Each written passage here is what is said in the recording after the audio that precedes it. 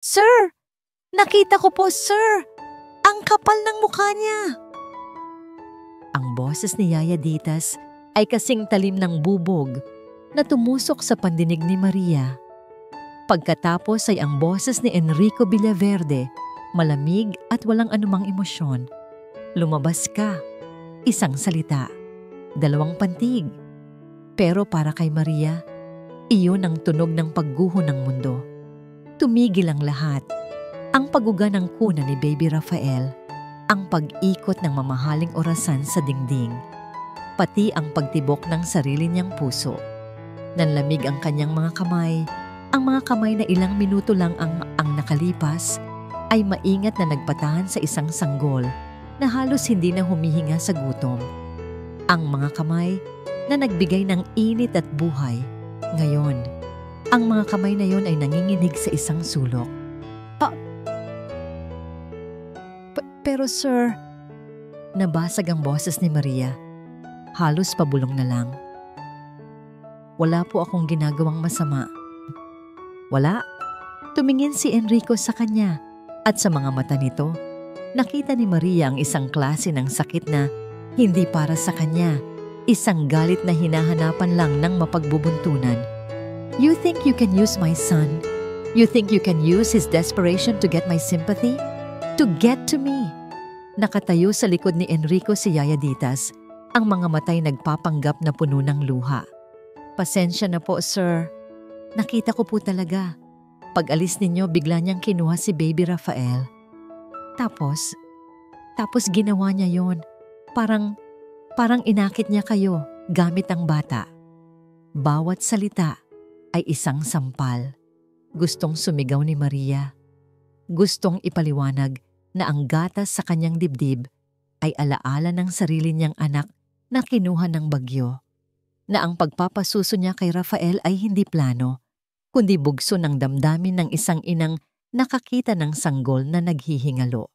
Pero paano niya ipapaliwanag iyon sa isang taong ayaw makinig? Paano niya ipagtatanggol ang sarili sa isang hatol na naibigay na? Hindi po totoo yan. Umiiling na sabi ni Maria. Ang mga luha ay nagsisimula nang mamuo sa kanyang mga mata. Umiiyak po si Baby. Ayaw niyang inumin ang gatas sa bote. Gutom na gutom po siya. And you think you are his mother? Putol ni Enrico, ang bawat salita ay may kasamang lason. Isa ka lang katulong, isang hamak na katulong. Ang salitang iyon, katulong, ay tumatak sa isip niya. Oo, iyon lang siya sa bahay na ito. Pero nang yakapin niya si Rafael, naramdaman niyang higit pa siya roon. Naramdaman niyang muli siyang naging isang ina. Isang ilusyon na winasak ng isang malupit na katotohanan. Kunin mo ang mga gamit mo, utos ni Enrico, bago ito tumalikod na para bang diring-diri itong makita pa ang mukha niya. Ayokong makita ang pagmumukha mo sa pamamahay na ito kahit isang segundo pa. Hindi na siya lumingon. Naglakad ito palayo. Naiwan si Maria. Nakatayo sa gitna ng malawak na sala. Kaharap ang mapanuyang ngiti ni Yaya Ditas. Wala nang nagawa si Maria kundi ang tumalikod at maglakad patungo sa kanyang maliit na kwarto sa gilid ng kusina. Ang bawat hakbang ay parang may pabigat na 1 tonelada. Napadaan siya sa nursery. Sa siwang ng pinto, natanaw niya ang mahimbing ng natutulog na si Rafael sa kanyang kuna. Ang munting anghel na nawala sa kanya. At ang anghel na iiwan niya ngayon dahil sa isang kasalanang hindi niya ginawa. May kumirot sa dibdib niya, isang sakit na mas matindi pa sa pagkawala ng sarili niyang anak. Dahil noon, kalikasan ang kalaban niya. Ngayon, kasakiman at kalupitan ng tao. Mabilis niyang iniligpit ang iilang piraso ng damit sa isang luma at may tastas na bag. Walang litrato, walang alaala. Ang tanging dala niya pag-alis ay ang bigat sa kanyang dibdib at ang kahihiyan. Paglabas niya, nadatnan niya ang pinto na nakabukas na. Isang utos na hindi kailangang sabihin. Hindi na siya nag-angat ng tingin. Hindi na niya tinignan si Enrico na nakatayo malapit sa hagdan o si Yaya Ditas na may ngiting tagumpay sa mga labi. Naglakad siya palabas. Ramdam niya ang lamig ng gabi sa kanyang balat. Narinig niya ang malakas na pagsara ng malaking pinto sa kanyang likuran. Pagkatapos, ang mas matinis na tunog ng pag-lock ng bakal na. Isang tunog na nagsasabing wala na siyang babalikan. Nakatayo siya sa madilim na kalsada, sa labas ng isang mansyon na hindi kailanman naging tahanan. Walang pera, walang patutunguhan, walang dala kundi isang bag ng damit at isang pusong durog na durog. Ang kalabog ng bakal na gate ay umalingaw-ngaw sa pandinig ni Maria. Isang huling paalam mula sa mundong panandalian niyang tinirhan. Dati, ang tunog na yon ay nangangahulugang seguridad. Ngayon, nangangahulugan ito ng pagtataboy. Naglakad siya nang walang tiyak na direksyon, yakap ang sarili laban sa lamig at sa mga matang mapanuri ng iilang taong napapadaan. Ang mga ilaw ng poste ay tila nanunukso, nagbibigay liwanag sa kanyang kahabag-habag na kalagayan. Dumaan ang isang jeepney, puno ng mga pasaherong pauwi sa kani-kanilang pamilya. Napakagatlabi si Maria. Wala siyang pamilyang babalikan at kahit 5, wala siyang pamasahe. Ang isip niya ay hindi sa sarili niyang kapakanan, kundi sa batang iniwan niya. Kumusta na kaya si Baby Rafael? Pinakain na kaya siya ng maayos ni Yaya Ditas? O baka hinahayaan na lang siyang umiyak hanggang sa mapagod? Ang mga tanong na yon ay mas masakit pa kaysa sa mga batong tumutusok sa manipis niyang tsinelas. Sa gitna ng kanyang pagkalito, isang pangalan ang pumasok sa isip niya. Isang lugar, isang pag-asa. Brenda, ang kanyang matalik na kaibigan mula pa sa Bicol, ang kasama niyang nakipagsapalaran sa Maynila. Nagtatrabaho si Brenda sa isang maliit na karinderya sa Quiapo, malayo. Pero yun lang ang tanging lugar na alam niya. Nagtanong-tanong siya, naglakad ng naglakad, habang ang buwan ay dahan-dahang gumagapang sa kalangitan. Ang pagod at gutom ay hindi niya gaanong alintana. Ang tanging nagpapalakas sa kanya ay ang imahe ng nakangiting mukha ni Brenda. Ilang oras ang lumipas bago niya natanaw ang pamilyar na ilaw ng karinderya. Sa loob, abala si Brenda sa pag-aasikaso ng mga huling customer. Pagpasok ni Maria, lahat ng ingay ay tila humina. Napalingon si Brenda. Ang nangiti sa labi nito ay agad napalitan ng pag-aalala. Mars? Maria, anong nangyari sa'yo? Binitawan ni Brenda ang hawak na sandok at agad siyang nilapitan. Bakit ganyan ang itsura mo? Saan ka galing? Hindi nakasagot si Maria. Sa wakas, nang makita niya ang nag-aalala lang mukha ng kaibigan, bumigay na ang lahat ng pigil niya. Humagulgol siya, isang iyak na puno ng sakit, pagod, at kahihiyan. Hindi na nagtanong pa si Brenda. Inakay niya si Maria sa isang upuan sa sulok, malayo sa mga mata ng tao. Hindi siya nagsalita. Kumuha lang ito ng isang mangkok, nagsandok ng mainit na arroz caldo, at inilapag sa harapan niya. Dito ka muna, sabi ni Brenda sa mahinang boses. Kumain ka muna. Magpahinga ka. Ang simpleng gesto na yon, ang init ng sabaw na dumadampi sa kanyang mga kamay, ang nagbigay kay Maria ng lakas na ikwento ang lahat. Habang nagsasalita siya, ang pag-aalala sa mukha ni Brenda ay napalitan ng nag-aapoy na galit. Walang hiya sila, gigil na sabi ni Brenda.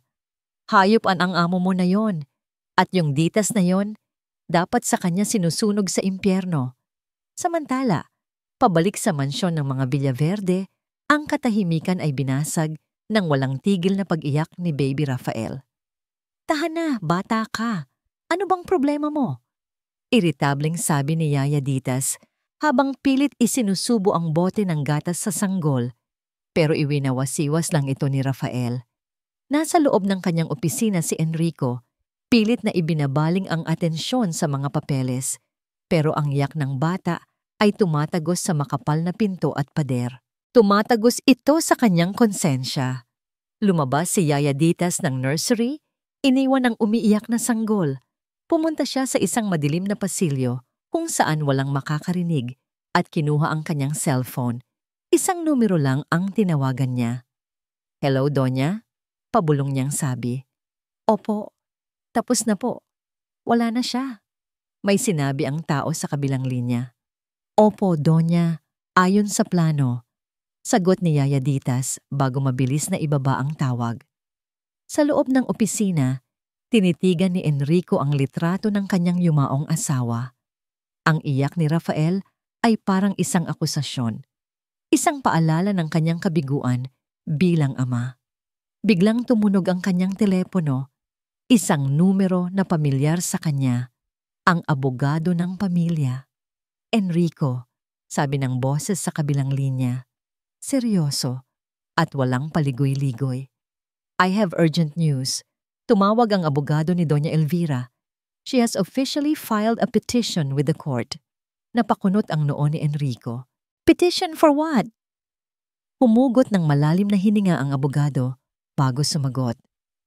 "She's petitioning for the full and sole guardianship of your son, Rafael." "She's petitioning for the full and sole guardianship of your son, Rafael."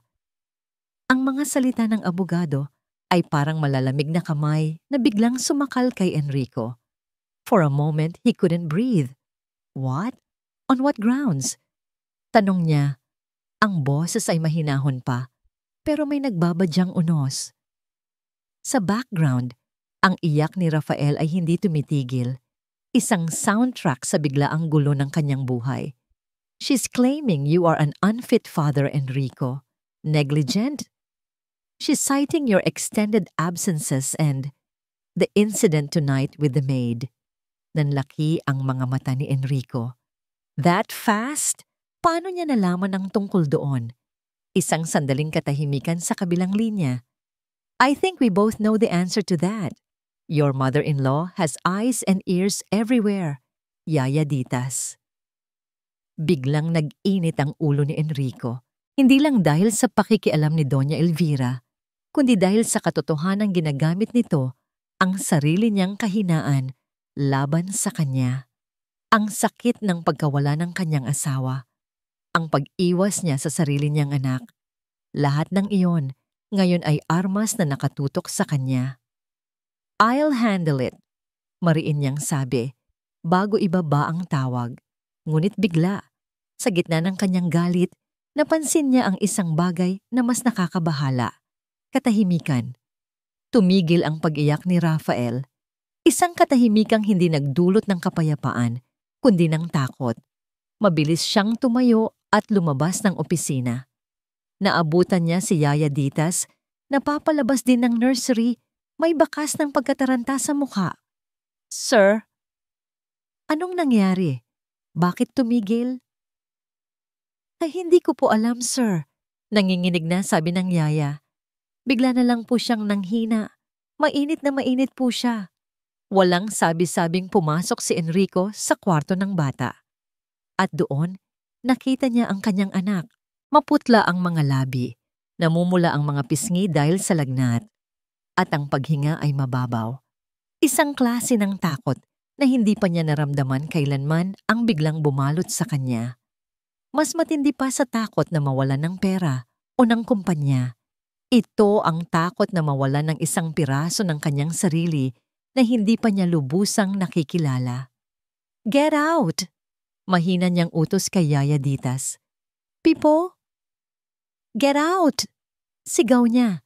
Nataranta ang yaya at mabilis na lumabas. Nilapitan ni Enrico ang kuna. Dahan-dahan, sa kauna-unahang pagkakataon, binuhat niya ang sarili niyang anak. Ramdam niya ang nag-aalab na init mula sa munting katawan nito. Napakaliit. Napakahina. At sa sandaling iyon, naramdaman ni Enrico ang bigat ng kanyang pagiging ama. Ang bigat ng kanyang pagkukulang. "Call a doctor, now!" Sigaw niya habang yakap ang anak. Mabilis na dumating ang family doctor nila, isang matandang lalaki na may malalim na pangunawa sa mga mata. Maingat niyang sinuri si Rafael habang si Enrico ay nagpabalik-balik sa isang sulok na parang isang hayop na nakakulong. Uminom po ba siya ng gatas? Tanong ng doktor. Ayaw po, Doc. Mabilis na sagot ni Yaya Ditas na nakatayo sa may pinto. Sinubukan ko po ang lahat, pero isinusuka niya lang po. Pagkatapos ng ilang minuto, inalis ng doktor ang kanyang stethoscope at humarap kay Enrico na may seryosong mukha. He's severely dehydrated and malnourished, Enrico. Is he sick? Anong sakit niya? Umiling ang doktor. Ang mga sumunod niyang sinabi ay tumama kay Enrico na parang isang malaking malyete. He's not sick, Mr. Villaverde. He's starving. Natigilan si Enrico. So starving? How is that possible? His formula is the most expensive brand. Hindi sa lahat ng pagkakataon, ang presyo ang basehan, sabi ng doktor. Tinitigan siya nito ng diretso sa mata. His body, it's showing signs of adjusting to something else. May mga palatandaan na nasanay siya sa gatas ng ina. Gatas ng ina. Ang mga salita ay umalingaw-ngaw sa isip ni Enrico. Bigla niyang naalala ang eksenang naabutan niya. Si Maria, si Baby Rafael ang damit na nakataas. Ang akusasyon ni Yaya Ditas, ang sarili niyang galit. Ang lahat ng piraso ng puzzle ay biglang nagkabit-kabit, hindi para bumuo ng isang magandang larawan, kundi ng isang karumal-dumal na pagkakamali. Ang mga mata niya ay dahan-dahang napatingin kay Yaya Ditas, na biglang namutla at umiwas ng tingin. May iba pa bang nag-alaga sa kanya? Tanong ng doktor. A wet nurse perhaps? Hindi nakasagot si Enrico. Ang isip niya ay lumilipad. Sinusubukang tanggapin ang bigat ng katotohanan. Nilibot niya ang tingin sa buong kwarto na para bang naghahanap ng sagot sa mga pader. At doon, sa ibabaw ng isang aparador, sa likod ng isang teddy bear, may nakita siyang isang maliit, halos hindi mapansing bagay, isang munting itim na lente, at isang maliit na ilaw na kumukurap-kurap, isang hidden camera. Hindi niya alam kung sino ang naglagay noon doon, pero alam niya kung ano ang kailangan niyang gawin. Nanginginig ang mga kamay, kinuha niya ang camera at ang kanyang laptop.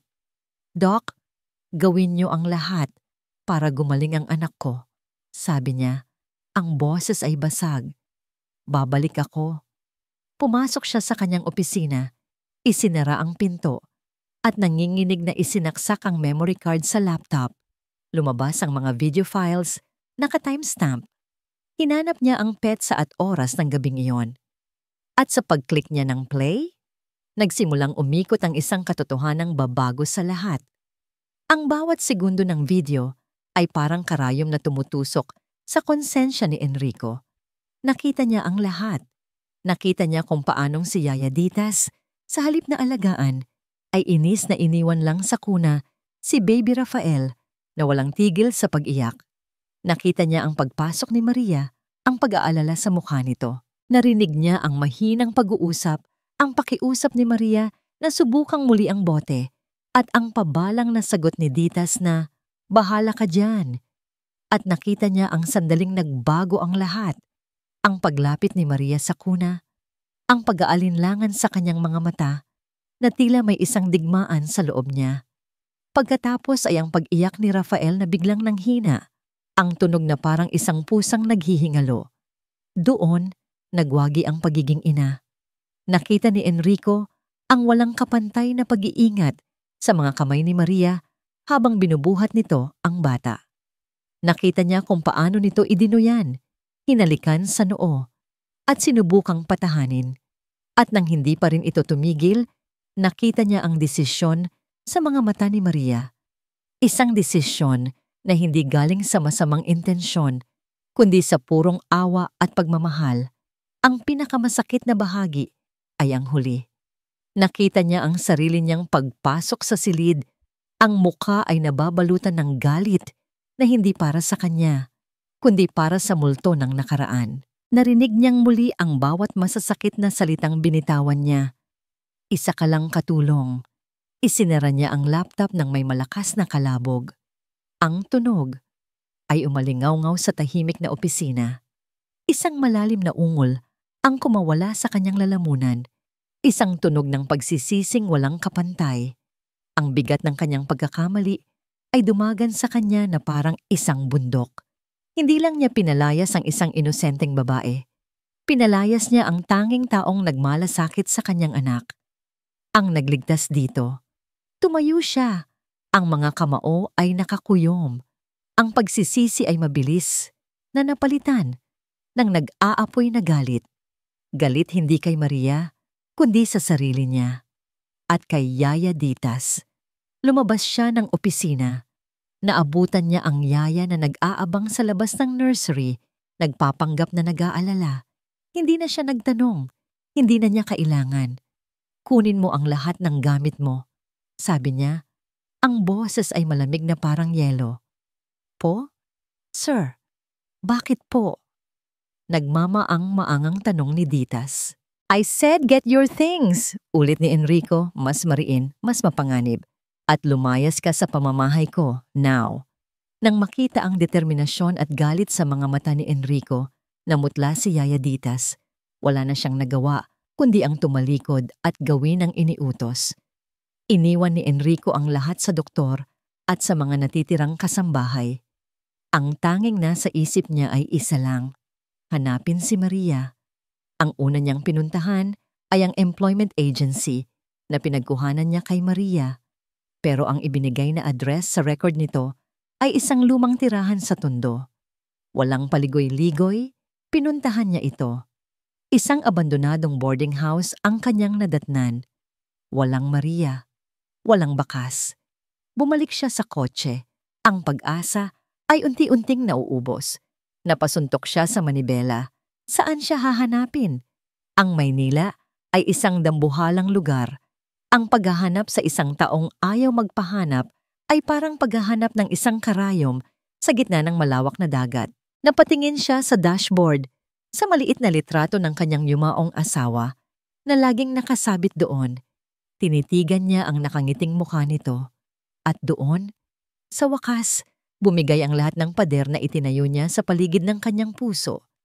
Ang mga luha na matagal niyang kinimkim ay bumuhos.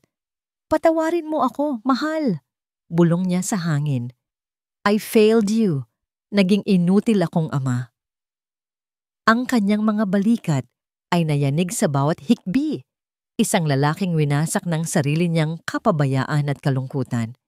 Pagkatapos ng ilang minuto, pinunasan niya ang kanyang mga luha. Ang pag-iyak ay hindi makakatulong.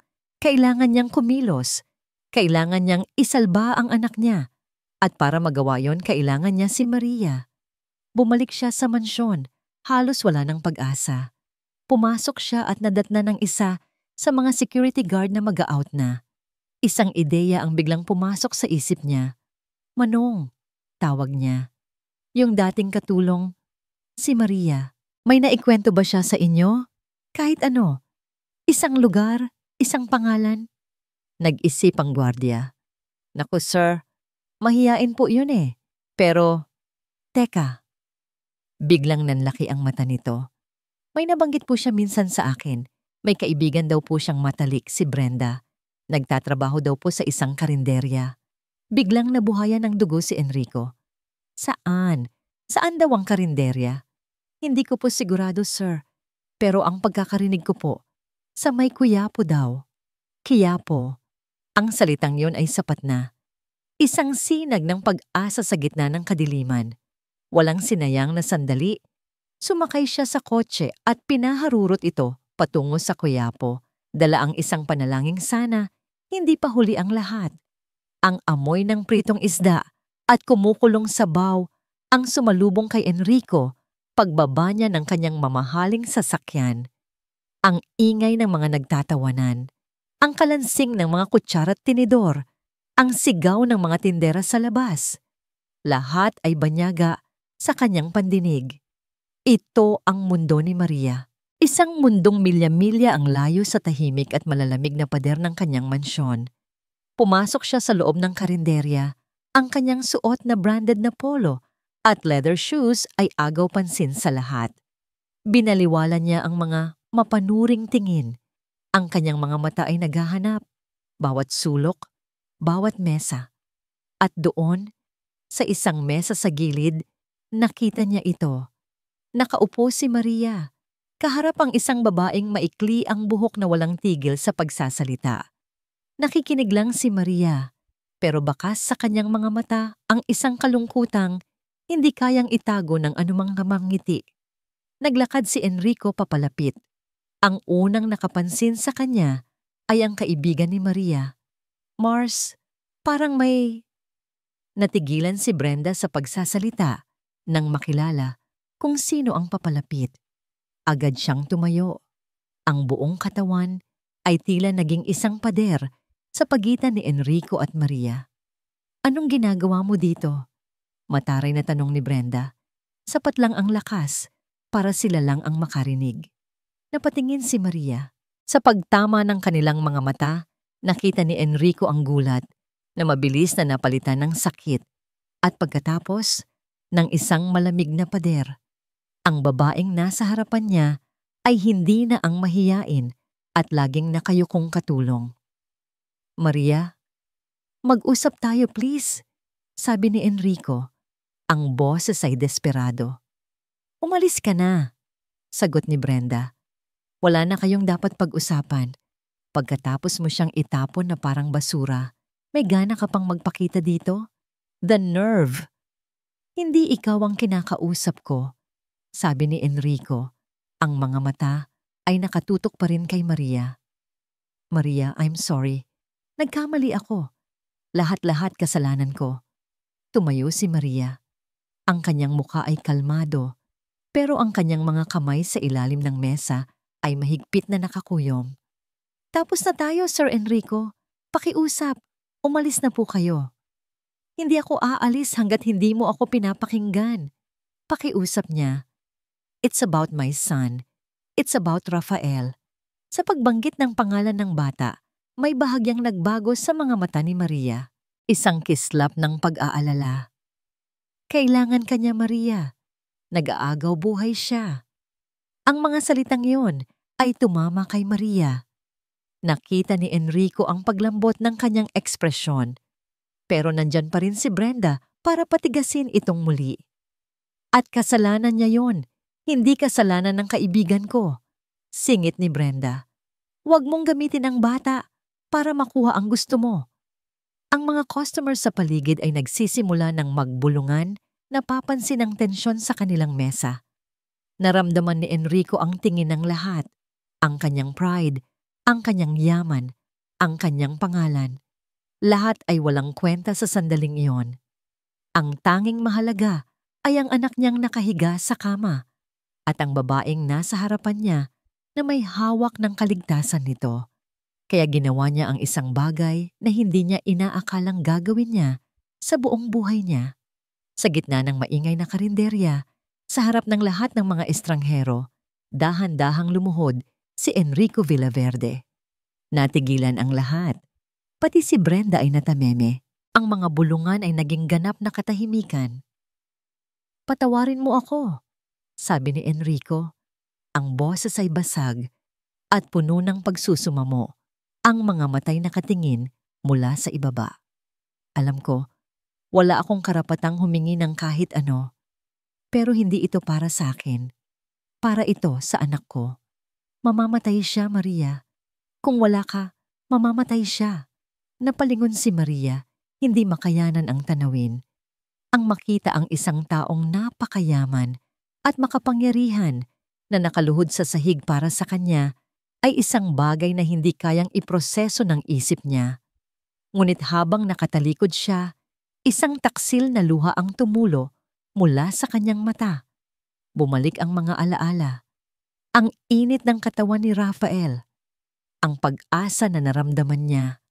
Ang sakit ng pagkawala. Humugot siya ng isang malalim na hininga. Dahan-dahan siyang humarap muli kay Enrico. Ang mukha ay blangko na ulit, pero may bagong determinasyon sa kanyang mga mata. Siya na ngayon ang may hawak ng kapangyarihan. Siya ang magdidikta. Tumingin siya ng diretso sa mga mata ng lalaking nakaluhod sa kanyang harapan. "Babalik ako," sabi niya. Ang bawat salita ay malinaw at may bigat. Pero sa isang kondisyon, 1 oras lang ang lumipas, ang parehong mamahaling sasakyan na naghatid palayo kay Maria sa kahihiyan ay ang siya ring naghatid sa kanya pabalik. Ngunit ngayon, iba na ang lahat. Hindi na siya ang katulong na nakayuko. Siya ang pag-asa. Tahimik sila sa buong biyahe. Si Enrico, hindi makatingin ng diretsyo. Si Maria, nakatingin lang sa labas ng bintana. Ang isip ay inihahanda para sa kung anumang naghihintay sa kanya. Pagdating sa mansyon, muling bumukas ang malaking bakal na gate. Pero ngayon, para siyang isang reynang sinasalubong. Ang mga kasambahay ay nakatayo sa may pinto, nag-aabang. Ang doktor ay naroon din. Lahat ng mga mata ay nasa kanya. Kumusta po siya? Iyon ang unang tanong ni Maria. Ang boses ay kalmado, pero may bakas ng agarang pangangailangan. He's weak. Ayaw pa ring uminom. Sagot ng doktor. Mabuti at dumating ka. Dumaan si Maria sa gitna nila. Hindi siya tumingin kay Enrico. Naglakad siya ng diretso patungo sa nursery, bawat hakbang ay may bigat at layunin. Pagpasok niya sa silid, narinig niya ang mahinang pag-ungol ni Rafael. Nakahiga ito sa kuna, balot na balot ng kumot, pero halatang nilalamig pa rin. Nilapitan niya ito. Ang dating mapupulang pisngi ng sanggol ay maputla na. Maingat, buong ingat. Binuhat niya ang bata. Agad niyang naramdaman ang panginginig ng munting katawan nito. Niyakap niya ito ng mahigpit. Ipinapadama ang init na matagal nitong hinanap. Shh! Andito na si Mama. Bulong niya. Isang salitang kusa na lang lumabas sa kanyang mga labi. Hindi Yaya. Hindi Maria. Kundi Mama. Sa isang iglap na parang isang himala, ang mahinang pag-ungol ni Rafael ay napalitan ng isang desperadong paghahanap. Ang munting bibig nito ay bumuka. Hinahanap ang pinagmulan ng init at amoy na pamilyar sa kanya. Naupo si Maria sa rocking chair sa sulok ng silid. Walang pag-aalinlangan, inayos niya ang kanyang damit at inilapit ang sanggol sa kanyang dibdib. Nang maramdaman ni Rafael ang init ng balat at ang pangakong dala nito, kagyat itong nagsimulang sumuso. Mahina sa simula. Pagkatapos ay may lakas at determinasyon na parang isang manlalakbay na nakahanap ng tubig sa gitna ng disyerto. Isang kolektibong buntong hininga ng ginhawa ang narinig mula sa mga taong nakatayo sa may pinto. Ang doktor ay tumango, may ngiti ng paghanga sa kanyang mga labi. Si Enrico, na nakatayo sa pinakalikuran, ay napasandal sa pader. Ang tanawin sa kanyang harapan, ang babaeng kanyang sinaktan at ang anak na kanyang pinabayaan na ngayon ay magkadugtong sa isang sagradong sandali ay nagdulot ng halo-halong emosyon sa kanyang dibdib, kaligayahan, pasasalamat at isang napakalalim na hiya. Ilang minuto ang lumipas nang matapos kumain si Rafael. Sa kauna-unahang pagkakataon, sa loob ng maraming araw, hindi na ito umiyak. Sa halip, ang mga mata nito ay dahan-dahang pumikit. Ang paghinga ay naging malalim at payapa. Ang mukha ay puno ng kapanatagan. Nakatulog ito nang mahimbing sa dibdib ni Maria.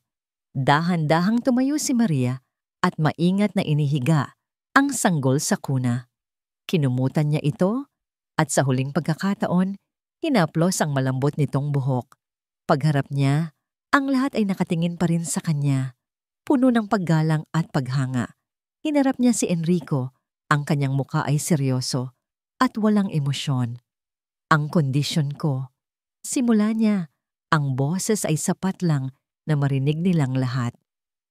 Babalik ako, pero hindi bilang katulong. Tumango si Enrico. Anything you want. Ako ang mag-aalaga kay Rafael. Lahat ng desisyon tungkol sa kanya, pagkain, pagtulog, kalusugan, ay dadaan sa akin. Walang pwedeng makialam. Kahit ikaw. Okay, agreed. Mabilis na sagot ni Enrico. Hindi ako maglalaba. Hindi ako maglilinis. Hindi ako magluluto para sa'yo. Ang tanging trabaho ko dito ay si Rafael. Understood. At huminto siya sandali. Babayaran mo ako ng tama. Walang pag-aalinlangan sa boses ni Enrico. Name your price. Ngumiti si Maria ng mapait. Hindi pera ang tinutukoy ko. Ang bayad na gusto ko ay respeto. Tratuhin mo ako bilang tao. Ang huling salitang yon ay tumama kay Enrico ng mas malakas kaysa sa isang sampal. Yumuko siya. Oo, respeto. I promise. Sakto namang bumukas ang pinto at pumasok si Doña Elvira. Ang mukha nito ay puno ng pagtataka sa dami ng tao sa nursery hanggang sa mahagip ng kanyang mga mata, si Maria. Anong ginagawa ng babaeng yan dito? Sigaw niya, ang tingin ay lumipat kay Enrico. Enrico, are you out of your mind? Pagkatapos ng lahat ng ginawa niya, lahat ay natigilan, nag-aabang sa magiging reaksyon ni Enrico. Ito ang unang pagsubok sa kanyang pangako. Sa kauna-unahang pagkakataon, hindi yumuko si Enrico sa kanyang biyenan. Humarap siya dito nang may bagong tuklas na tapang. She's staying, Mama, sabi niya nang may diin. Nandito siya para kay Rafael at wala kang karapatang questionin ang desisyon ko sa loob ng pamamahay ko. Gulat na gulat si Doña Elvira. Hindi siya makapaniwala sa narinig. At isa pa, dagdag ni Enrico, ang tingin ay lumipat mula kay Doña Elvira patungo sa lahat ng nasa silid. Isang formal na anunsyo. Mula ngayon, si Maria ang mag-aalaga sa anak ko. Ang salita niya tungkol kay Rafael ay batas. Understood?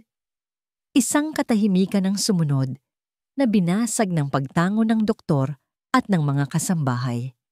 Tumingin si Maria kay Enrico.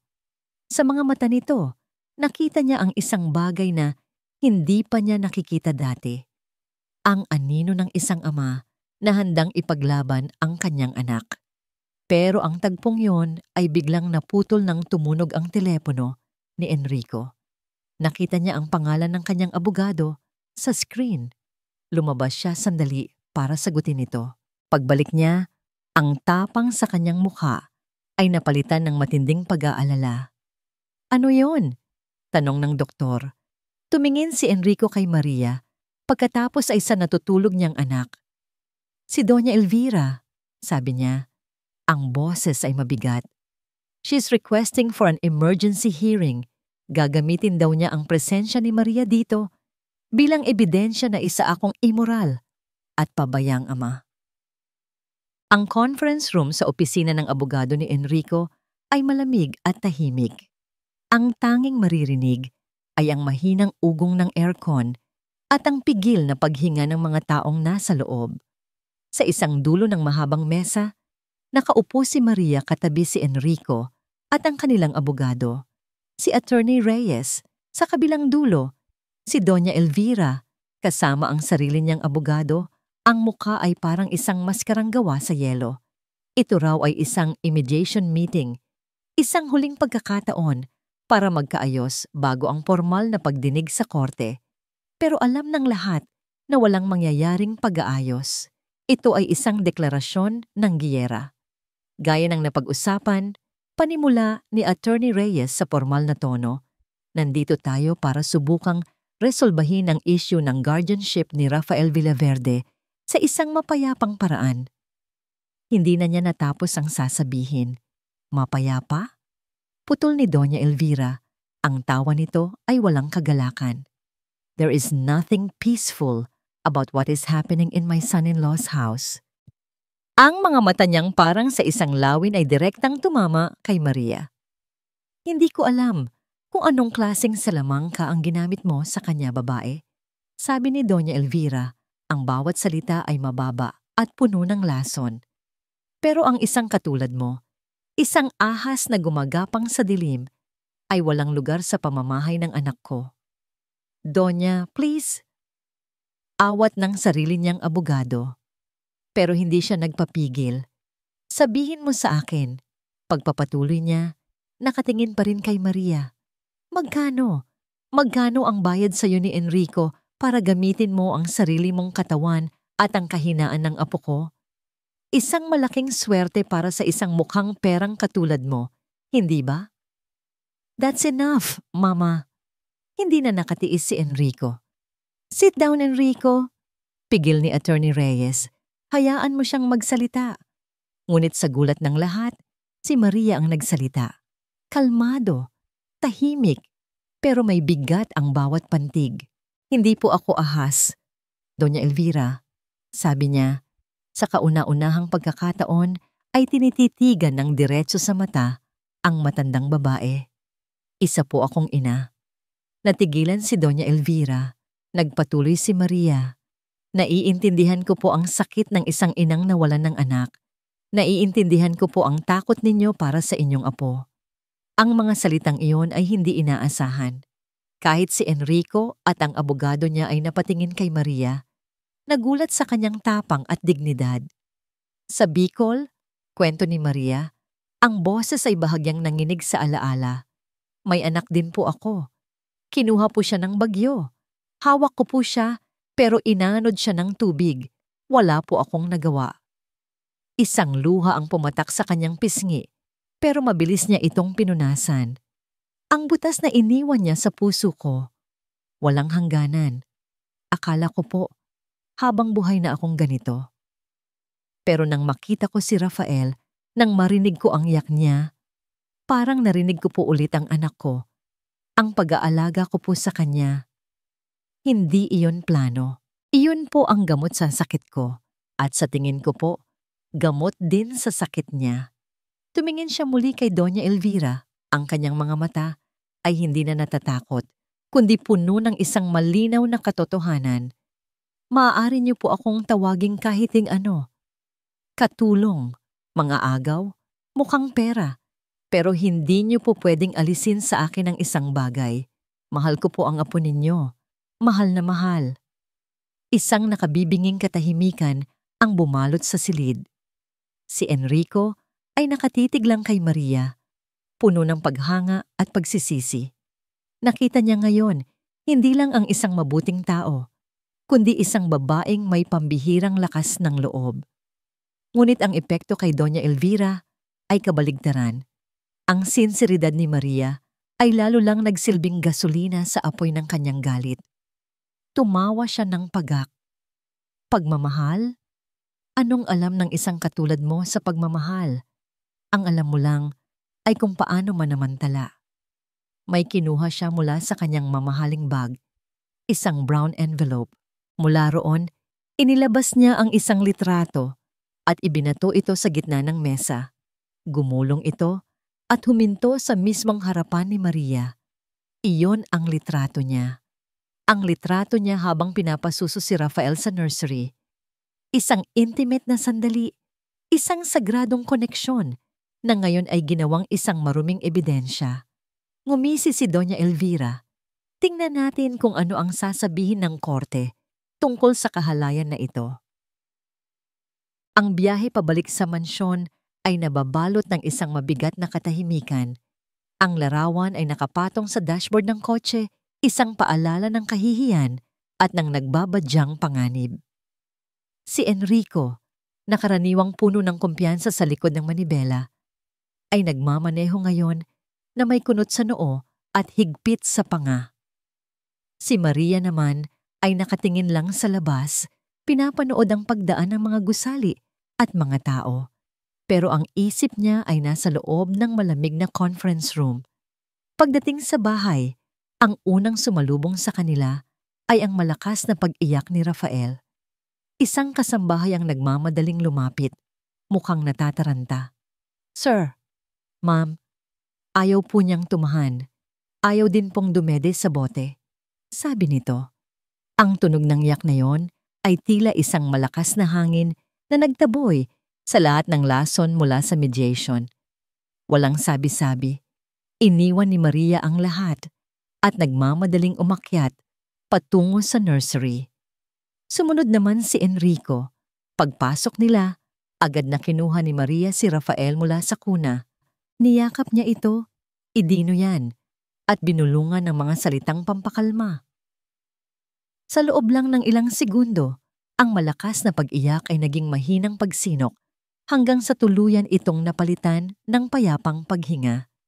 Nakatayo lang si Enrico sa may pinto, isang tahimik na saksi. Ang koneksyon ng dalawa ay hindi maipaliwanag ng siyensya o ng batas. Ito ay isang bagay na mas malalim, isang bagay na totoo. Gabi na. Hindi na sila nag-usap tungkol sa korte. Ang tanging mahalaga ay ang kasalukuyan.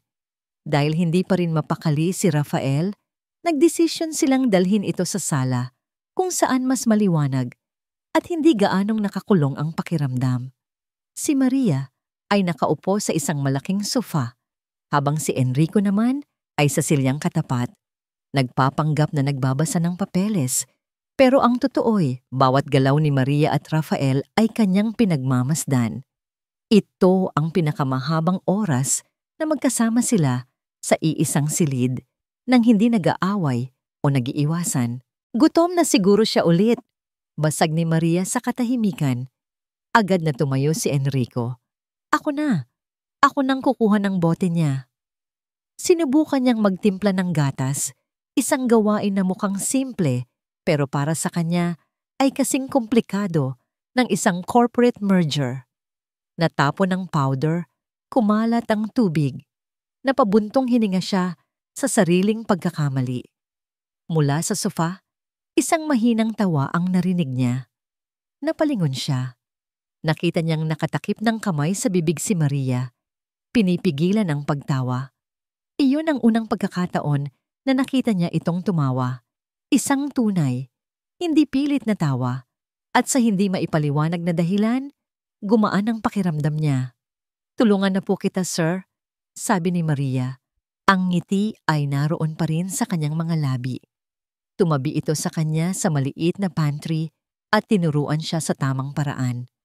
Ang kanilang mga balikat ay nagdikit. Ang kanilang mga kamay ay saglit na nagtama habang inaabot ang bote. May isang kuryenteng dumaloy sa pagitan nila. Hindi romansa, kundi isang uri ng pag-unawa. Bumalik sila sa sala. Habang pinapadede ni Maria si Rafael, nagsimulang magkwento si Enrico. Ang boses ay mahina. Ang asawa ko, si Clarice. Panimula niya. She would have been a great mother. Sobrang excited siya kay Rafael. Siya ang pumili ng lahat ng gamit dito. Ang kulay ng pintura, ang mga laruan. Tumingin siya sa malayo. Ang mga mata ay puno ng alaala. Pero hindi niya nagawa. Hindi man lang niya nahawakan. Tumingin si Maria sa kanya. Ang mga mata'y puno ng pakikiramay. Ngayon, naiintindihan na niya kung saan nanggagaling ang sakit at galit ng lalaki. Ako rin po, mahinang sagot ni Maria. Ang anak ko, si Michael, 1 linggo pa lang po siya. Ang pangarap ko lang noon ay makita siyang lumaki, makitang maglakad, magsalita. Hindi niya na ituloy. Sa gabing iyon, hindi sila si Enrico Villaverde, ang mayamang negosyante, at si Maria de la Cruz, ang babaeng mula sa probinsya. Sila ay 2 taong pinag-isa ng parehong sugat. Ang sakit ng pagkawala. Sa gitna ng kanilang pag-uusap, biglang tumunog ang cellphone po ni Maria. Isang numero na hindi nakarehistro. Nag-alinlangan siyang sagutin. Sino yan? Tanong ni Enrico. Hindi ko po alam, pero si Brenda po ito. Sagot ni Maria. Nakilala ang boses ng kaibigan. Mars, may good news ako. Masiglang sabi ni Brenda sa kabilang linya. Yung pinsan ko na nagtatrabaho sa isang subdivision sa Alabang. Naalala niya yung Yaya Ditas na kinukwento mo. Nakita niya. Alam niya kung saan nakatira ngayon. Biglang bumilis ang tibok ng puso ni Maria. Tumingin siya kay Enrico. Nahanap na ni Brenda kung saan nakatira si Yaya Ditas. Ang address na ibinigay ni Brenda ay nagturo sa kanila sa isang maliit, masikip na apartment complex sa labas ng Alabang. Malayo sa karangyaan ng mansyon kung saan dating nagtatrabaho si Yaya Ditas. Dito, ang mga pader ay manipis at ang bawat bulong ay maaaring marinig ng kapitbahay. Nag-iwan si Enrico ng 2 kasambahay upang tulungan si Maria sa pag-aalaga kay Rafael. Siya at si Attorney Reyes ang personal na pumunta sa lugar. Hindi ito isang opisyal na pagbisita. Ito ay isang pangingilatis Isang huling subok bago ang digmaan sa korte.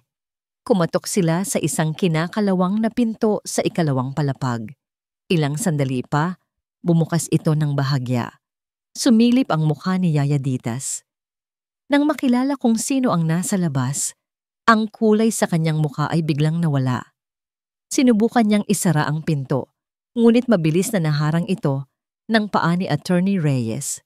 "Maari ba kaming pumasok, Miss Ditas?" Formal na tanong ng abogado. Ang boses ay kalmado, ngunit may bigat ng awtoridad. Walang nagawa si Ditas kundi ang pagbuksan sila. Ang loob ng apartment ay kalat at madilim. Naupo sila sa luma at halos bumaon ng sofa. "Anong kailangan niyo sa akin?" tanong ni Ditas. Pilit na pinatatatag ang boses. "Alam na namin ang lahat," diretsong sabi ni Enrico, walang paligoy-ligoy. "Alam namin ang tungkol sa kamera at alam namin ang tungkol sa mga tawag mo kay Doña Elvira." Nagsimulang manginig ang mga kamay ni Ditas. Wala akong alam sa sinasabi niyo." Ngumiti si Attorney Reyes, isang ngangiting hindi umaabot sa kanyang mga mata. "Alam mo, Miss Ditas, sa ilalim ng batas, ang ginawa mong kapabayaan kay Rafael ay may katumbas na kaso. Child endangerment. Pwede kang makulong. At ang pagsisinungaling sa ilalim ng panunumpa sa korte. Perjury yon, mas mabigat na kaso." Ang bawat salita ng abogado ay parang isang pako na unti-unting ibinabaon sa kabaong ni Ditas. Pero, pagpapatuloy ng abogado, "May pagkakataon ka pa. Tulungan mo kami at tutulungan ka namin. Ang kailangan lang namin ay ang katotohanan." Nagsimulang umiyak si Ditas, isang iyak ng takot at pagkatalo. "Matagal na po akong nagsisilbi sa pamilya ni Doña Elvira," simula niya sa pag-amin. "Siya po ang nagpasok sa akin kay Sir Enrico. Utos niya po ang lahat. Bantayan daw po si Sir. I-report ko raw po ang lahat ng mali niyang ginagawa." "Pati ang pagsisinungaling tungkol kay Maria?" tanong ni Enrico. Ang boses ay puno ng hinanakit. Tumango si Ditas habang humihikbi. "Opo. Nang makita ko po si Ma'am Maria na pinapasuso si Sir Rafael, alam ko pong yun na ang pagkakataon. Tinawagan ko po si Donya. Sabi niya, galingan ko raw po ang pag-arte. Pinalabas niya pong kahalayan ang ginawa ni Ma'am Maria." "At ang pera?" tanong ni Attorney Reyes. "Paano kanya binayaran?" "Pinapadeposito niya po sa account ng anak ko sa probinsya," sagot ni Ditas. "Para daw po hindi matunton sa pangalan ko." Iyon na, ang huling piraso ng ebidensya. "Kailangan namin ng testimonya mo, Ditas," sabi ni Enrico. "At kailangan namin ng kopya ng mga bank statement na yon." Sa gitna ng kanyang pag-iyak, tumango si Yaya Ditas. Sa puntong yon, ang katapatan niya kay Doña Elvira ay natalo na ng takot para sa sariling kapakanan. Umalis sila Enrico na dala ang isang maliit na sinag ng pag-asa. Sa kanilang pagbabalik, agad na ibinalita ni Enrico ang magandang balita kay Maria. "Ibig sabihin, may laban na tayo?" tanong ni Maria, ang mga matay nagliliwanag. "Higit pa sa may laban," sagot ni Attorney Reyes, "ito na ang magpapapanalo sa atin." Ang araw ng pagdinig ay dumating. Ang courtroom ay puno ng tensyon. Buong kumpiyansang umupo si Doña Elvira at ang kanyang abogado, hindi alam ang bombang sasabog sa kanilang harapan. Inilatag ng kampo ni Enrico ang kanilang mga ebidensya. Ang video, ang testimonya ng doktor, at ang bank statement ng anak ni Ditas. Pagkatapos, tinawag nila ang kanilang huling testigo. The prosecution calls Ditas Pascual. Nang pumasok si Yaya Ditas sa silid, ang mukha ni Doña Elvira ay hindi maipinta. Ang kanyang kumpiyansa ay biglang naglaho, napalitan ng gulat at pagtataksil. Sa witness stand, isinalaysay ni Ditas ang lahat, bawat detalye ng utos, bawat kasinungalingan. Pagkatapos ng lahat ng testimonya, tumayo ang hukom. Ang lahat ay napatahimik. Pagkatapos suriin ang lahat ng ebidensya, sabi ng hukom, ang boses ay umaalingaw-ngaw sa buong silid, ang korte ay kailangan ng panahon upang magbigay ng pinal na desisyon. Ipapahayag ko ang aking hatol bukas ng umaga. Isang gabi pa ng paghihintay, isang gabi pa ng kawalan ng kasiguraduhan. Ang kinabukasan ni Rafael ay nakasalalay pa rin sa isang manipis na hibla ng pag-asa. Ang gabi bago ang araw ng hatol ay ang pinakamahaba sa buhay ni na Enrico at Maria. Walang nagsalita tungkol sa korte. Walang nagsalita tungkol sa kung ano ang maaaring mangyari bukas. Sa halip, ang buong atensyon nila ay nakatuon kay Rafael, nang ngayon ay masigla na at panay na ang nangangiti, tila walang kamalay-malay sa digmaang ipinaglalaban para sa kanya. Kinabukasan, ang hangin sa loob ng courtroom ay mas mabigat kaysa sa dati. Bawat segundo ng paghihintay sa pagdating ng hukom ay parang isang oras.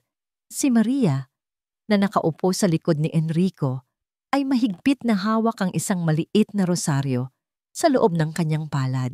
Si Enrico naman, bagamat pilit na pinapakita ang katatagan, ay hindi mapakali. Ang kanyang mga daliri ay patuloy na naglalaro sa kanyang ballpen. Sa kabilang panig, si Doña Elvira ay nakaupo ng tuwid na tuwid. Ang mukha ay isang blangkong pader. Ngunit ang panginginig ng kanyang mga kamay habang inaayos ang kanyang pamaypay ay nagpapakita ng kanyang tunay na nararamdaman. Sa wakas, pumasok ang hukom.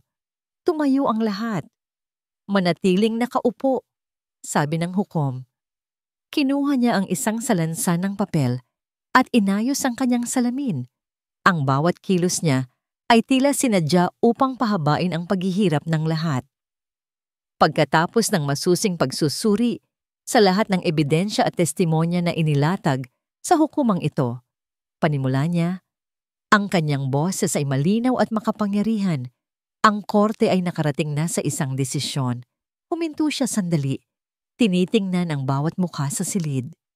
Ang petisyon ni Geng Elvira Vidia de Alcantara para sa sole guardianship ni Rafael Villaverde ay ibinabasura. Isang kolektibong buntong hininga ang kumawala mula sa panig ni na Enrico. Napapikit si Maria at hinigpitan ng hawak sa rosaryo, isang tahimik na pasasalamat. Si Enrico ay napasandal sa kanyang upuan. Ang tensyon na bumalot sa kanya sa loob ng maraming linggo ay biglang nawala. Ngunit hindi pa tapos ang hukom. Dagdag pa rito, pagpapatuloy nito, ang tingin ngayon ay nakatuon kay Doña Elvira. Ang hukumang ito ay nagbibigay ng isang matinding babala laban sa anumang pagtatangkang manipulahin na pahin ang batas para sa personal na interes. Ang paggamit sa isang bata bilang kasangkapan sa isang alitan ay isang bagay na hindi palalampasin ng korte na ito. Ang mga salita ay parang isang malakas na sampal sa mukha ni Doña Elvira. Nanatili siyang hindi kumikibo, ngunit ang pamumula ng kanyang mga pisngi ay sapat ng sagot. At panghuli, sabi ng hukom, ang tingin ay lumipat kay Maria. Nais ng korte na ito na kilalanin ang ginawa ni Bidi Maria de la Cruz. Sa isang mundong puno ng kasakiman, ang kanyang ginawa ay isang paalala na ang pagmamahal ng isang ina ay walang kinikilalang dugo o apelyido. Ito ay isang kilos ng tunay na pagmamalasakit at kabayanihan. Sa pagkakataong yon, hindi na napigilan ni Maria ang kanyang mga luha. Pero ngayon, ito ay mga luha ng ginhawa, luha ng pagkilala. Nang matapos ang sesyon, mabilis na lumabas si Doña Elvira at ang kanyang abogado. Walang lingon-lingon. Hindi niya matanggap ang kanyang pagkatalo. Naiwan sa loob sina Enrico, Maria at Attorney Reyes.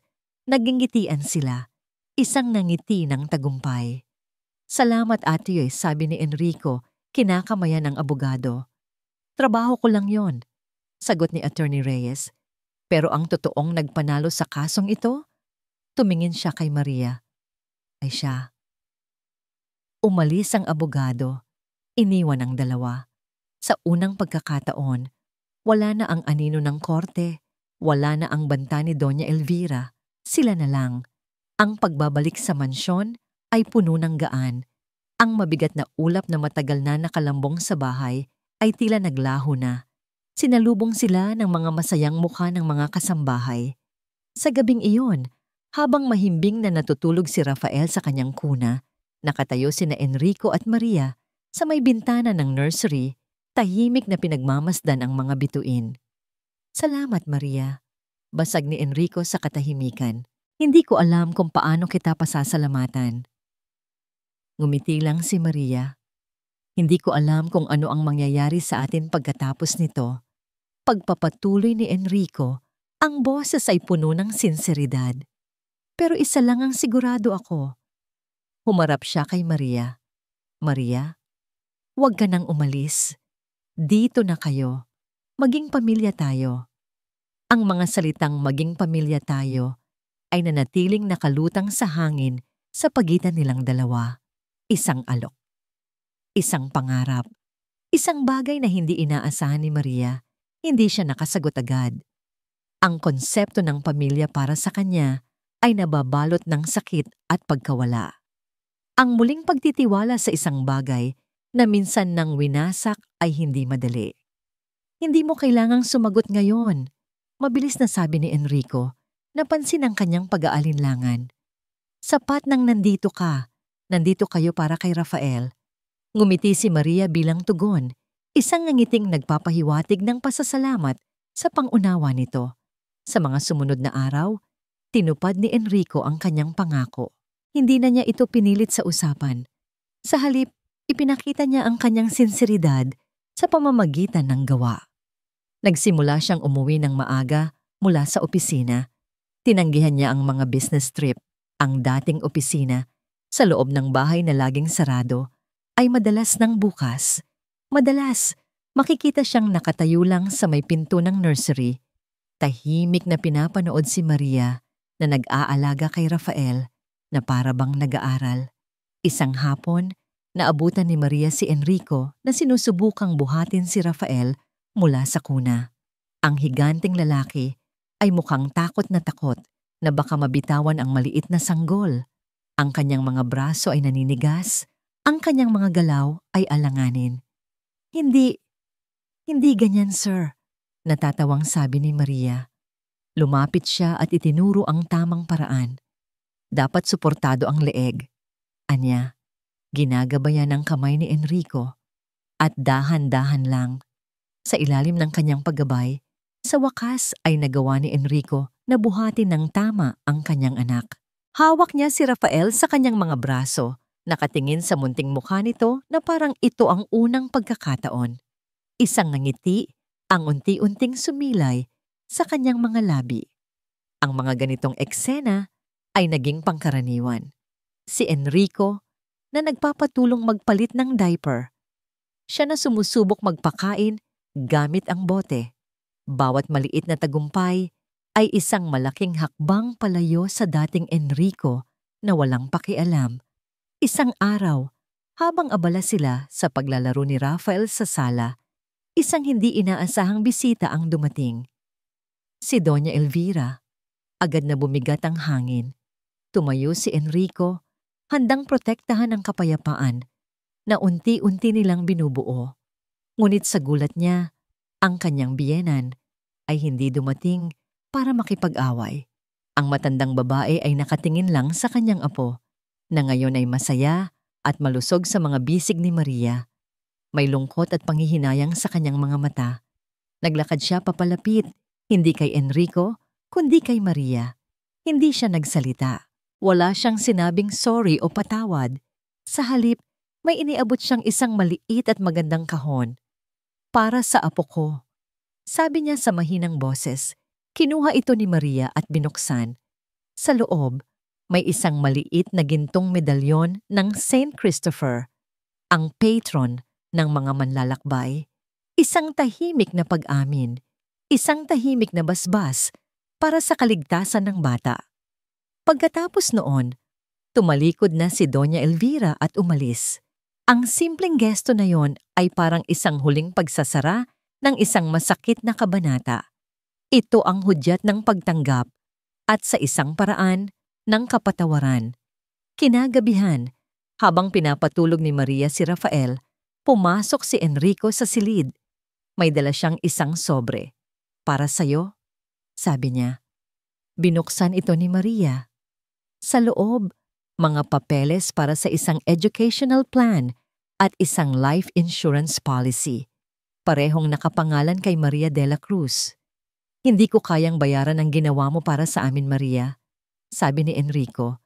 "Pero gusto kong bigyan ka ng isang bagay na sayo lang. Isang bagay para sa kinabukasan mo." Tumingin si Maria mula sa mga papel patungo kay Enrico. Ang lalaking minsang tumawag sa kanya na hamak na katulong ay siya na ngayong nag-aalala para sa kanyang kinabukasan. "May isa pa," sabi ni Enrico. Tila nahihiya. "Nagpa-schedule na ako ng binyag para kay Rafael sa darating na Sabado at isinulat ko ang pangalan mo bilang isa sa mga ninang." Napatingin si Maria sa kanya. Gulat. "Ano man ang maging desisyon mo tungkol sa alok ko," pagpapatuloy ni Enrico, "kung mananatili ka o hindi, gusto kong malaman mo na habang buhay, bahagi ka na ng buhay ng anak ko. At habang buhay, tatanawin naming utang na loob ito sa'yo." Ang mga salitang yon, ang mga gestong yon, ang unti-unting pagpapakita niya ng pagbabago, iyon ang naging sagot sa lahat ng pag-aalinlangan ni Maria. Ngumiti siya, isang tunay na ngiti na nagmula sa isang pusong nagsisimula ng mabuo muli. "Salamat, Enrico," sabi niya. Sa unang pagkakataon ay tinawag ito sa kanyang pangalan. "Karanggalan kong maging ninang ni Rafael." Ang araw ng binyag ni Rafael ay hindi magarbo. Walang malaking handaan sa isang mamahaling hotel. Walang daan-daang bisita. Sa halip, ginanap ito sa isang maliit at lumang simbahan na napapalibutan ng malalaking puno ng akasya. Ang parehong simbahan kung saan bininyagan si Enrico noong siya ay sanggol pa. Ang mga dumalo ay iilan lang. Si Enrico, hawak-hawak si Rafael na nakasuot ng puting-puting na damit binyag. Si Maria na nakatayo sa kanyang tabi. Simple pero may dignidad sa suot na puting bestida. Si Brenda na hindi maitago ang nangiti ng tagumpay at pagmamalaki para sa kaibigan ay isa rin sa mga ninang. At iilang malalapit na kaibigan ni Enrico. Iyon lang. Isang selebrasyong pribado at puno ng kahulugan. Habang isinasagawa ng pari ang seremonya, ang sinag ng araw mula sa stained glass window ay tumatama sa kanilang tatlo na para bang isang basbas mula sa kalangitan. Nang buhusan ng banal na tubig ang ulo ni Rafael, hindi ito umiyak. Sa halip, tumingin lang ito sa mga mukha ng kanyang ama at ng babaeng kinikilala niyang ina. Ang mga matay bilog at puno ng pagtitiwala. Pagkatapos ng seremonya, isang maliit na salo-salo ang idinaos sa hardin ng mansyon. Ang dating malungkot at tahimik na lugar ay napuno ngayon ng mahinang tugtugin at masayang tawanan.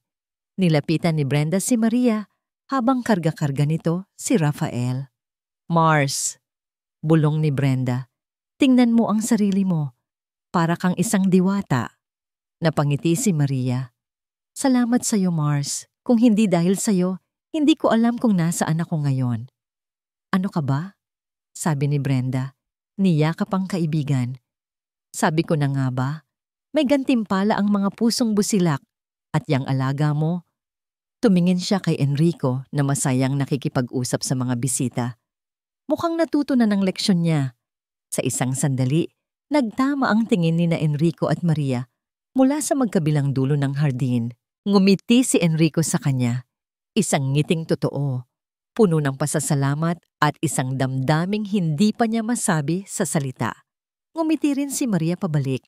Nang paunti na ang mga bisita, nilapitan ni Enrico si Maria. "Okay ka lang?" tanong niya. Tumango si Maria. "Sobra pa sa okay.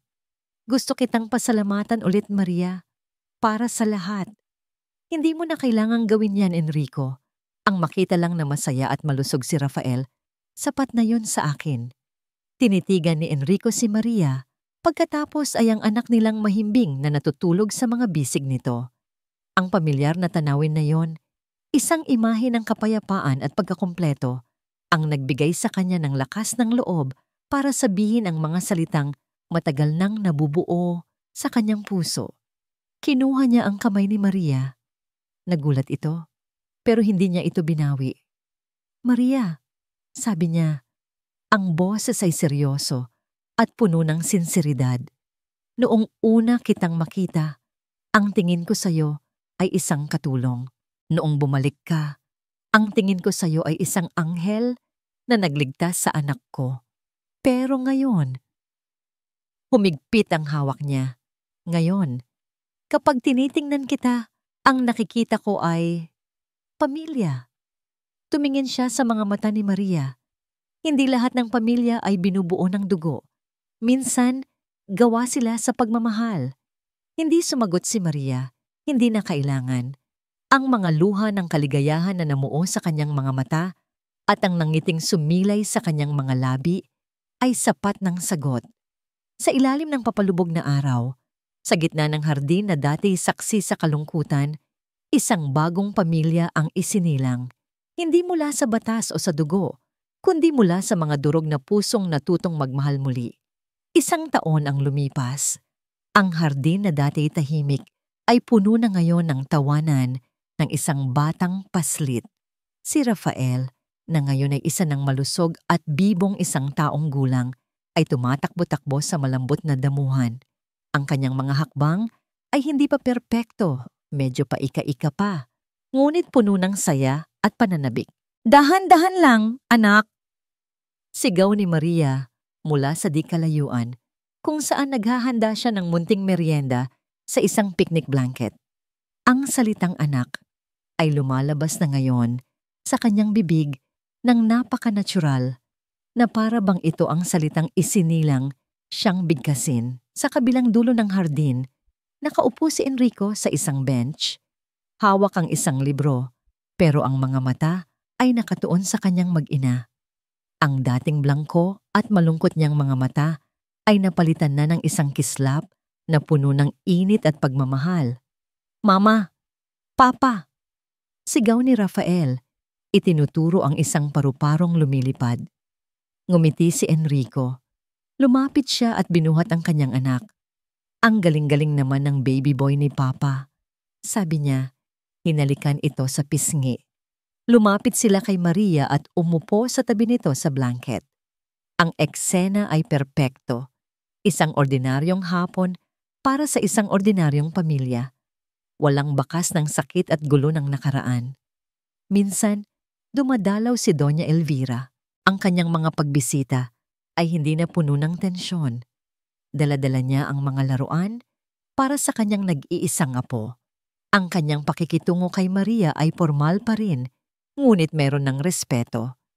Sa kanyang sariling paraan, natutunan niyang tanggapin ang pamilyang binuo ng kapalaran para sa kanyang apo. Nahanap na ni Maria ang kapayapaan.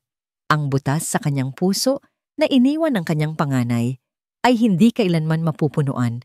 Ngunit ang pagmamahal niya kay Rafael ay lumikha ng isang bagong espasyo, isang bagong silid sa kanyang puso kung saan ang kaligayahan ay posible muli. Hindi niya pinalitan ang nawala. Dinagdagan niya ang kanyang kakayahang magmahal. Habang pinapakain ni Enrico ng saging si Rafael, hinawakan ni Maria ang kamay nito. Napatingin si Enrico sa kanya, nagtatanong. Ngumiti lang si Maria. Isang nangiting nagsasabi ng lahat, ng pasasalamat, ng kapanatagan, ng pagmamahal. Biglang tumingin si Rafael sa mukha ni Maria. Ang kanyang maliliit na kamay ay dumampi sa pisngi nito. At mula sa kanyang munting bibig, lumabas ang isang salitang matagal na nitong pinapraktis. Mama. Natigilan si Maria. Ang tibok ng kanyang puso ay tila huminto. Tumingin siya kay Rafael, pagkatapos ay kay Enrico, ang mga matay nagsisimula ng manlabo dahil sa mga luhang namumuo. Mama, ulit ng bata. Mas malinaw, mas masaya. Hindi na napigilan ni Maria ang pag-iyak, ngunit ito ang pinakamatamis na luhang pumatak mula sa kanyang mga mata. Niyakap niya si Rafael ng mahigpit. Lumapit si Enrico at niyakap silang dalawa. Sa ilalim ng lilim ng puno ng akasya, sa isang ordinaryong hapon, ang tatlong durog na kaluluwa na pinagtagpo ng trahedya ay sa wakas ay naging isang buo. Hindi na kailangan ng mga salita. Hindi na kailangan ng mga pangako. Ang tanging naroon ay ang init ng kanilang mga yakap, ang tunog ng tawanan ng isang bata, at ang tahimik na pangunawa na ang pamilya ay hindi palaging tungkol sa simula. Minsan, ito ay tungkol sa pagbibigay ng pangalawang pagkakataon sa buhay at sa pag-ibig. At dito po nagtatapos ang kwento ng isang pamilyang binuo, hindi ng dugo, kundi ng puso. Mula sa kaibuturan ng aking puso, maraming salamat sa inyong pananatili at pakikinig hanggang sa huling sandali. Hindi naging madali ang isulat ang bawat kabanata. Sa totoo lang, habang isinusulat ko ang eksena kung saan pinalaya si Maria, kasabay ng kanyang mga luha ang bigat na naramdaman ko. Dahil ang kwentong ito, bagamat isang likhang isip, ay hango sa mga totoong damdamin na nasasaksihan natin sa araw-araw. Ang walang hanggang sakripisyo ng isang ina at ang pag-asang kayang ayusin ng pag-ibig kahit ang pinakabasag na mga piraso. Ito ay isang paalala na sa bawat dilim, may laging isang munting liwanag ng pag-asa na nag-aabang, na ang bawat butil ng kabutihan, gaano man kaliit, ay may kakayahang tumubo at magbunga ng pagbabago. At higit sa lahat, ito ay kwento ng pagpapatawad, hindi lang para sa taong nagkasala, kundi para na rin sa sarili nating mga puso, upang tayo ay tuluyang lumaya. Kaya narito ang isang tanong na iiwan ko sa inyo. Kung ikaw si Maria, sa kabila ng lahat ng sakit at kahihiyan, magagawa mo pa rin bang buksan ang iyong puso para magpatawad at magbigay ng pangalawang pagkakataon? Nais naming marinig ang inyong saloobin. Ibahagi po ninyo sa comment section sa ibaba. At kung ang kwentong ito ay nakaantig sa inyong puso, isang like at share ay malaking tulong na po upang maabot pa natin ang mas maraming puso. Ang kwento ay isinulat ni Kwentong Puso.